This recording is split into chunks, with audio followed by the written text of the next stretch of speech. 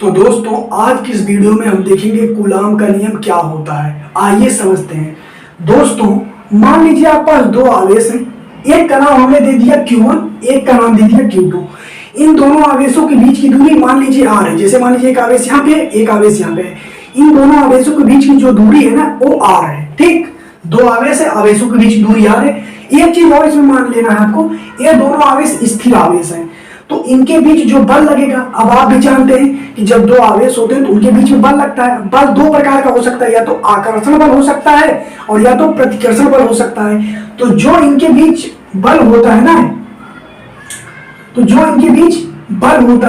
वह इन दोनों आवेशों के गुणनफल के अनुक्रमानुपाती होता है। तो इसका मतलब क्या हो जाएगा, गुणनफल का मतलब Q1 इंटू Q2 हो जाएगा ना। तो इनके अनुक्रमानुपाती होता है, यानी कि Q1 इंटू Q2 के अनुक्रमानुपाती हो गया। और जो इनके बीच की दूरी होती है यानी कि R, इसके वर्ग का मतलब समझ रहे हैं ना, R स्क्वायर वर्ग के व्युत्क्रमानुपाती, और व्युत्क्रमानुपाती मतलब ये होता है। अब वर्ग के होता है तो इसलिए हमने लगा दिया वर्ग। ये हो गया समीकरण एक, मान सकते हैं, ये मान सकते हैं समीकरण दो। अब जब हम समीकरण एक और समीकरण दो को एक साथ लिखेंगे तो दोस्तों यहाँ पे हो जाएगा F इक्वल टू, यह प्रपोर्शनल रहेगा।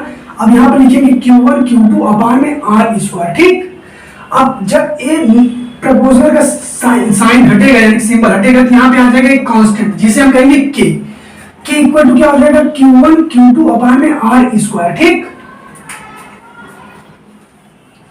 अपान में R स्क्वायर। अब इस K की जगह पे हम क्या लिख देंगे, K इक्वल टू लिख देंगे 1/4 pi epsilon 0 into Q1 Q2 अपान में R स्क्वायर।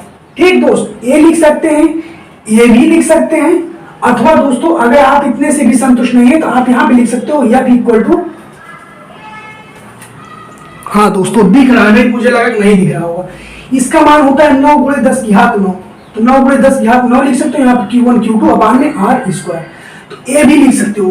तो दोस्तों कूलाम का नियम क्या होता है आप समझ गए होंगे। एक बार मैं फिर से रिवाइज आपको कर दे रहा हूं कूलाम का नियम। जैसे मान लीजिए आपके पास दो आवेश हैं, दोनों आवेश स्थिर हैं, इन दोनों आवेशों के बीच की दूरी R है। अब हमने बताया जैसे जब दो आवेश रहेंगे तो उनके बीच में बल लगता है। बल आकर्षण बल भी हो सकता है, प्रतिकर्षण बल भी हो सकता है। आकर्षण बल कब लगता है, प्रतिकर्षण बल कब लगता है, आपको ये मालूम होगा। ठीक, अब जो ये बल लग रहा है ना, यानी कि जो बल F है ना, यह इन दोनों आवेशों के गुणनफल मतलब Q1 इंटू Q2 कि इन दोनों आवेशों के गुणनफल के अनुक्रमानुपाती होता है। यहाँ पर देखिए गुणनफल है तो इसके अनुक्रमानुपाती है, और जो इसके बीच की दूरी है उसके वर्ग के व्युत्क्रमानुपाती होता है, इसके बीच में जो बल लगता है। तो जब बल लगेगा यही होता है। तो यहाँ पर हम दोनों समीकरण एक साथ लिख देंगे और फिर यही आपको प्राप्त हो जाएगा। तो बेसिकली कूलाम के नियम का मतलब यह है, यदि आपके पास कोई दो कांस्टेंट आवेश हैं तो इनके बीच में जो दोनों आवेश रहेंगे इनके गुणनफल के अनुक्रमानुपाती, और जो दूरी रहेगी उसके वर्ग के व्युत्क्रमानुपाती, वो जो बल होता है वही होता है। अब ये जरूरी नहीं कि यहाँ पे हमने Q1 Q2 एक तो मान हो सकता है, यहाँ पे Q1 इक्वल टू दिया 6 × 10 यहाँ -9 कूलाम, कुछ भी दे सकता हो, कुछ भी दे सकता है भाई। तो यहाँ पे हो सकता है अभी जैसे Q1 इक्वल टू इतना दिया, Q2 इतना, तो उसका वैल्यू रखेंगे और फिर जो दूरी होगी उसका गुणा करेंगे और फिर हम मान करेंगे कि इसके बीच में क्या बल लग रहा है। तो यही दोस्तों होता है कूलाम का नियम।